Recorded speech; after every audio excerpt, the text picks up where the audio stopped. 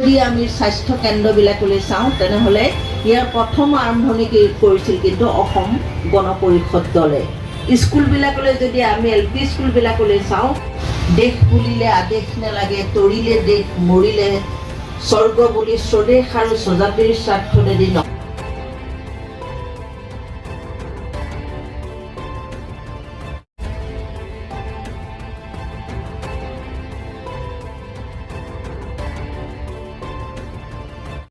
অসম গণ পৰিষদ দলে সকলো পঞ্চায়ততে প্ৰতিনিধিত্ব কৰিবৰ কাৰণে সাজু হৈছে। দলৰ কৰ্মীসকলে বিভিন্ন স্তৰত কাম কৰি আছে আৰু ৱাৰ্ডৰ পৰা আৰম্ভ কৰি অন্যান্য আঞ্চলিক পঞ্চায়তৰ সদস্য, জিলা পৰিষদৰ সদস্য সকলোতে প্ৰতিদ্বন্দ্বিতা কৰিব। আৰু এই প্ৰতিদ্বন্দ্বিতা কৰোঁতে আমাৰ স্থানীয়ভাৱে প্ৰয়োজন বোধ কৰিলে আমাৰ কিছু বুজাবুজি ব্যৱস্থাও আছে। দলৰ জিলা বা আমাৰ সমষ্টি সমিতি বা আঞ্চলিক সমিতিয়ে এইবিলাক সিদ্ধান্ত গ্ৰহণ কৰিব আৰু আগন্তুক পঞ্চায়ত নিৰ্বাচনত এক সন্তোষজনক অৱস্থাত আসন গ্ৰহণ কৰি অসম গণ পৰিষদ দল জয়ী হ'ব বুলি আমি প্ৰচেষ্টা চলাই আছোঁ।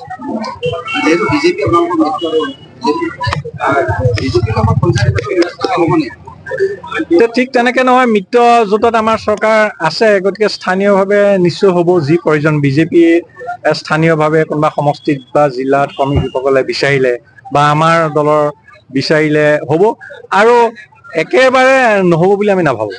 আজি অসম গণ পৰিষদ দলে অসমৰ 126টা আমাৰ বিধানসভা সমষ্টিতে এনেধৰণৰ ৰাজনৈতিক কৰ্মশালা অনুষ্ঠিত কৰিছে। এই ৰাজনৈতিক কৰ্মশালাত আমাৰ ৰাজনৈতিক যিসকল কৰ্মী, ৱাৰ্ড মেম্বাৰ, বুথ কমিটিৰ প্ৰেচিডেণ্ট, সভাপতি, সম্পাদক, মহিলা পৰিষদ, যুৱ পৰিষদ, সকলো উইংছবিলাকৰ বিষয়ববীয়াসকলহে উপস্থিত আছে।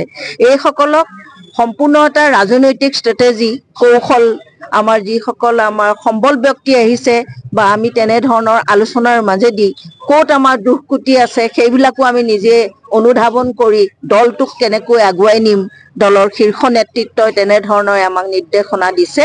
আৰু পঞ্চায়তৰ কাৰণে আমি তৃণমূল পৰ্যায়ৰ পৰা ৰাইজক ৰাজনৈতিকভাৱে সচেতন আৰু সবল কৰি দলটো শক্তিশালী কৰিবলৈ আমি এনেধৰণৰ সভা সমিতিবিলাক কৰিছোঁ।